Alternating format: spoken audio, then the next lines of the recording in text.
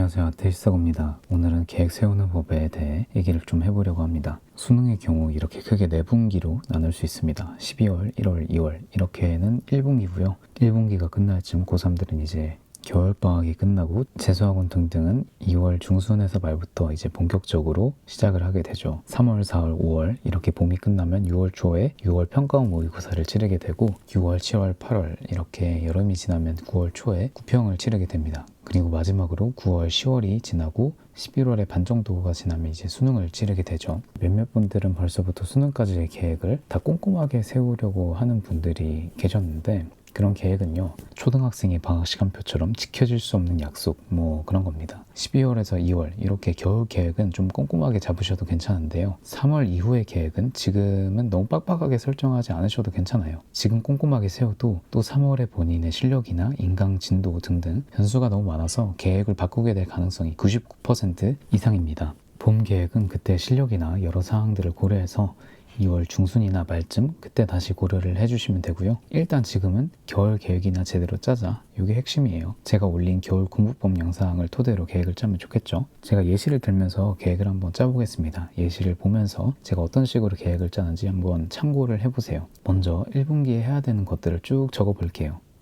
이런 식으로 1분기에 해야 할 것들을 쭉 적어 놓은 다음에 그 계획을 월별로 쪼개줍니다. 12월엔 뭘 해야 되고 1월엔 어디까지 해야 되고 2월 중순이나 말엔 탐구를 본격적으로 시작하고 몰아서 듣자 이런 식으로 계획을 세우는 거죠. 그 다음으로 오늘이 12월 22일이니까 12월 계획만 세우기엔 좀 짧죠. 그러니까 12월에서 1월까지 계획을 다시 주별로 쪼개줍니다. 이번 주까지 포함을 하면 1월 말까지 6주가 되는데 일주일에 대충 어느 정도 공부해야 되는지 쪼개보세요. 그럼 이제 주별 계획까지 설정이 된 상태일 텐데 이제 문제가 뭐냐, 현재 공부를 잘 못하는 경우거나 목표가 너무 높은 경우 혹은 공부량에 대한 욕심이 너무 많은 경우엔 이 주별 계획이 말도 안 될 정도로 많을 수가 있어요. 그러니까 현실적으로 실행할 수 없는 초등학생의 방학 시간표처럼 돼버린다는 거죠. 이것도 해야 되고 저것도 해야 되니까 다 넣어봤는데 만들어 놓고 보니까 이도저도 아닌 계획이 완성된다는 거죠. 그래서 현실적이고 실행 가능한 계획을 세우기 위해 욕심을 커팅을 해야 되는데요, 미리 세웠던 계획에서 적절한 양으로 줄이려면 먼저 내가 어느 정도의 공부량을 소화해낼 수 있는지를 알아야 됩니다. 한 3일에서 일주일 정도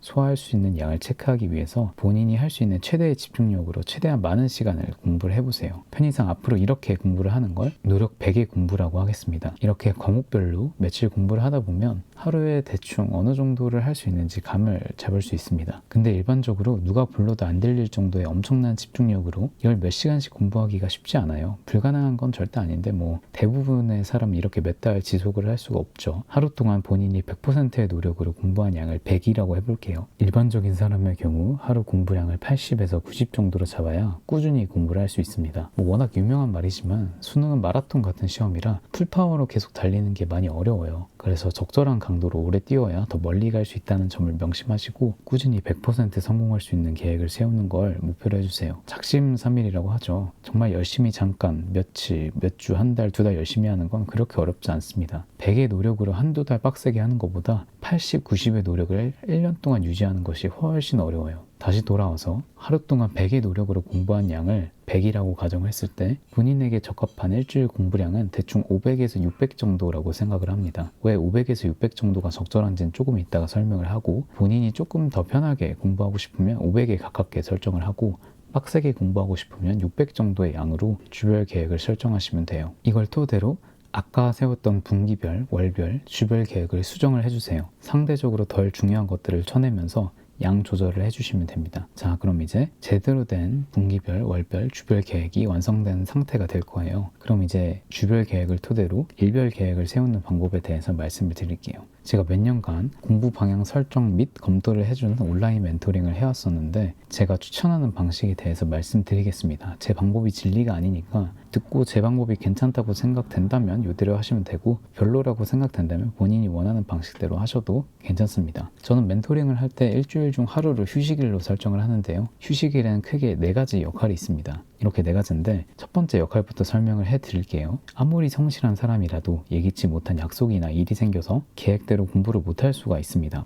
불성실한 사람이거나 공부를 많이 안 해봐서 계획 세우는 게 익숙치 않은 경우에도 계획이 계속 밀릴 수 있고요. 이렇게 계획이 계속 밀릴 수 있는데 밀린 계획을 처리하는 날이라고 생각하시면 됩니다. 두 번째로는 필요시 복습을 하거나 추가 공부를 하는 날로 잡는 겁니다. 이 두 번째 역할 같은 경우는 필수는 아닌데요. 필요시에 해주시면 되는 역할이라고 보시면 되겠습니다. 한 주 동안 공부했던 것들 다시 보면서 복습을 해주고 싶을 때나 공부량을 좀 더 채우고 싶을 때 휴식일을 이용해서 더 해주시면 되고요. 플러스 알파, 보너스 같은 개념으로 사용해 주시면 돼요. 물론 밀린 계획이 있으면 그게 우선입니다. 세 번째로는 말 그대로 휴식을 하는 날이에요. 밀린 계획도 없고 복습할 것도 크게 없다면 그냥 쉬시면 되는데 친구를 만나도 좋고 당일치기 여행을 가도 좋고 운동을 해도 좋고 가족들과 시간을 보내도 좋고 데이트를 해도 좋고 게임을 해도 좋습니다. 본인이 원하는 것들을 하면서 시간을 보내주시면 되는데 대신 밀린 계획이 있는데 쉬는 건 당연히 안 됩니다. 밀린 계획을 하셔야 되고요. 네 번째는 말 그대로 지난 한 주간 내가 공부를 잘 해왔는지 피드백 해보고 다음 주에 계획을 짜는 겁니다. 이제 왜 제가 일주일 적정 공부량을 500에서 600 정도로 잡았는지 말씀드릴게요. 제가 아까 하루 공부량을 80에서 90 정도로 잡으라고 했었죠. 80에서 90의 양으로 6일 공부하면 480에서 540 정도가 나오게 되고 여기서 추가적으로 휴식일에 조금 더 공부를 해주면 500에서 600 정도가 나오게 됩니다. 너무 부족한 게 아닌가 라고 생각하실 수도 있지만 지금은 아직 겨울이기도 하고 공부 시간이 엄청 부족하고 그런 시기가 아니에요. 다시 한번 말씀드리지만 너무 조급해하지 마시고 마라톤 한다고 생각을 하고 페이스 조절에 힘써주세요. 주 6일 공부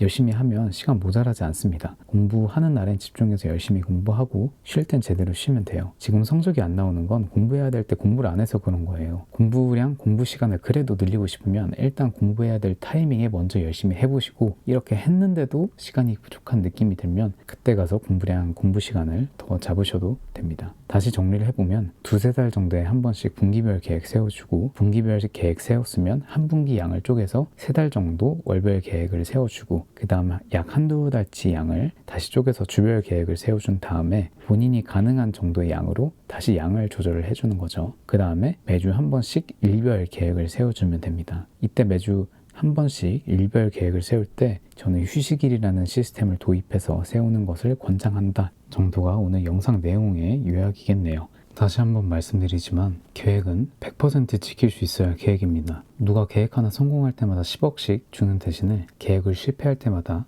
손가락 하나씩 자른다고 생각을 해보세요. 무조건 성공할 수 있는 양이지만 최대한 많이 설정하는 게 계획 세우기의 핵심입니다. 이런 마인드를 꾸준히 하기에 적합한 양이 대충 하루 80에서 90 정도인 거고요. 이번 영상을 본다고 해서 갑자기 엄청난 계획을 본인이 뚝딱 세울 수는 없을 거예요. 일단 본인이 공부를 시작해봐야 더 좋은 계획을 세울 수 있으니까 일단 시작하세요.